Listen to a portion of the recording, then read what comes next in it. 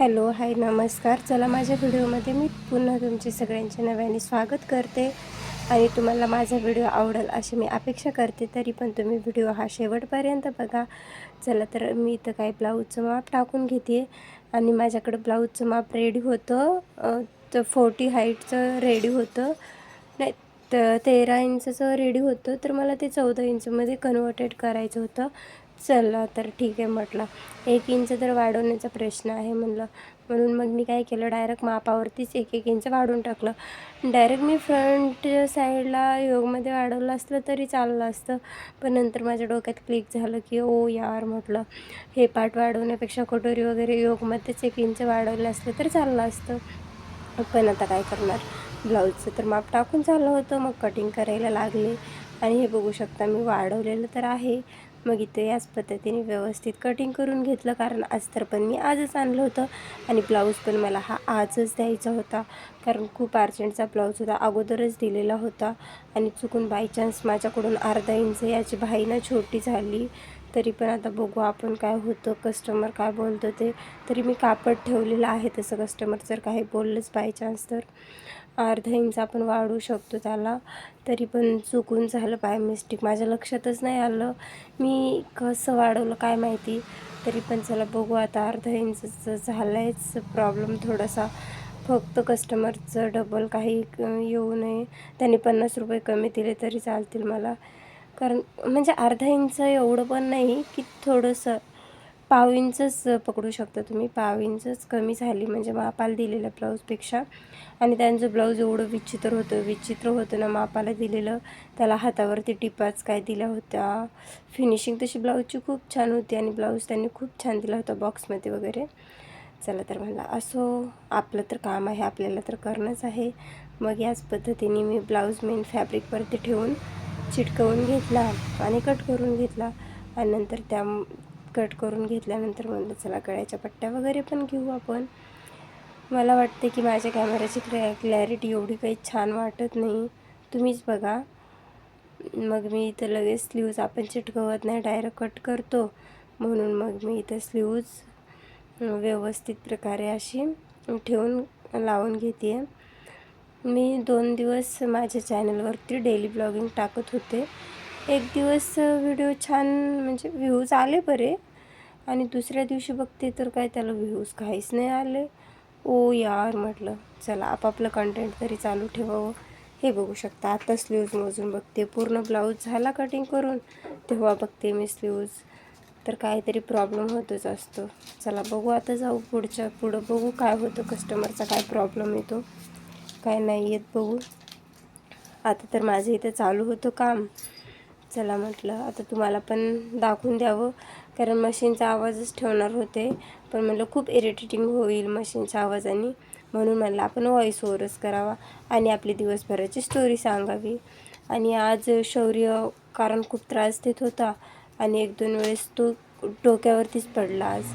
आणि त्याच्या डोक्यामध्ये थोडंसं त्याचं डोकं सुजलं आहे थोडंसं नॉर्मली, कारण तो काय कुठं पाणी सांडलं होतं काय माहिती, पाय घसरून 2 वेळेस पडला. माझ्याच लक्षात नाही आलं, मी तेवढं लक्ष नाही दिलं त्याच्याकडे.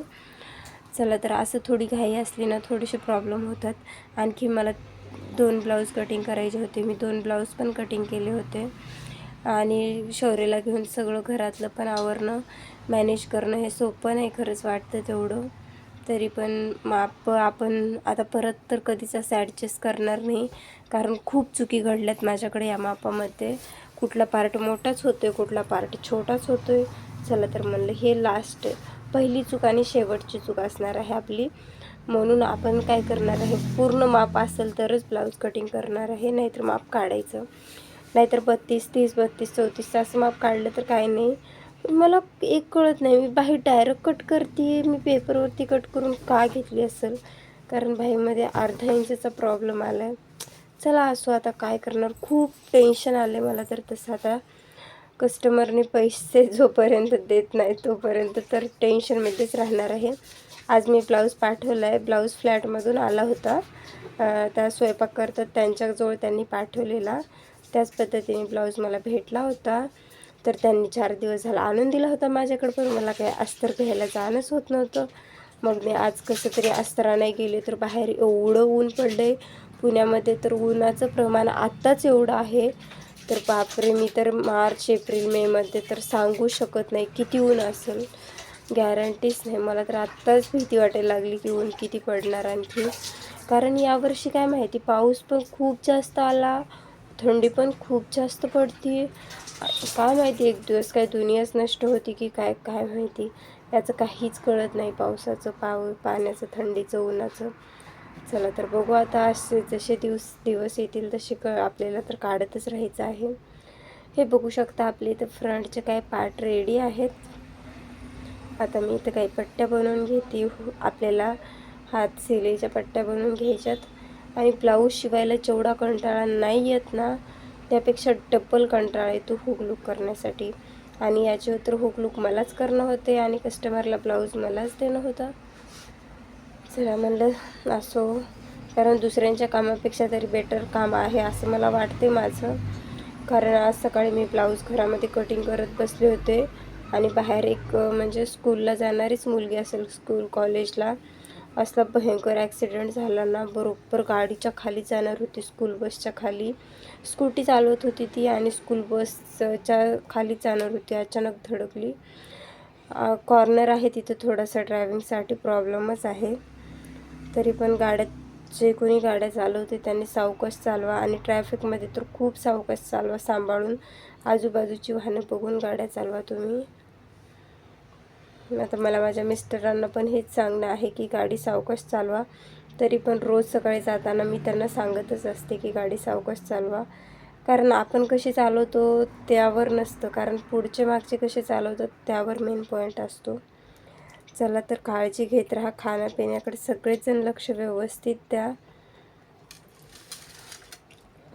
आणि इंडिपेंडेंट राहा सगळ्यांनी, मेन म्हटलं तर. कारण काम हे सगळ्यांनीच केलं पाहिजे. इथून पुढची महागाई तर तुम्हाला माहितीच आहे किती वाढणार आहे. एकावर घर चालणं तर शक्यच नाही, त्यामुळं दोघं पण घरामध्ये कमवणारे पाहिजेत, तर घर मॅनेज होतं व्यवस्थित. चला तर माझं इथं ब्लाऊज शिवून झालेलं आहे, मी इथं फिटिंग टाकून घेते. तुम्ही इथं ब्लाऊजचा आपल्या फायनल लूक बघू शकता. अशा पद्धतीने छान फिनिशिंग वगैरे आली होती, छान पद्धतीचा ब्लाऊज शिवून झाला होता आपला.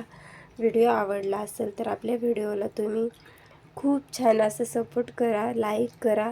आणि जर कोणी आपला हा व्हिडिओ बघून नवीन चॅनलवरती आला असेल तर प्लीज सबस्क्राईब करायला विसरू नका. आणि अशाच छानपैकी एका व्हिडिओमध्ये उद्या भेटू आपण. चला तर भेटू उद्याच्या छान मस्त अशा व्हिडिओमध्ये. छान राहा, मस्त राहा, मजेत राहा. Bye bye, see you tomorrow.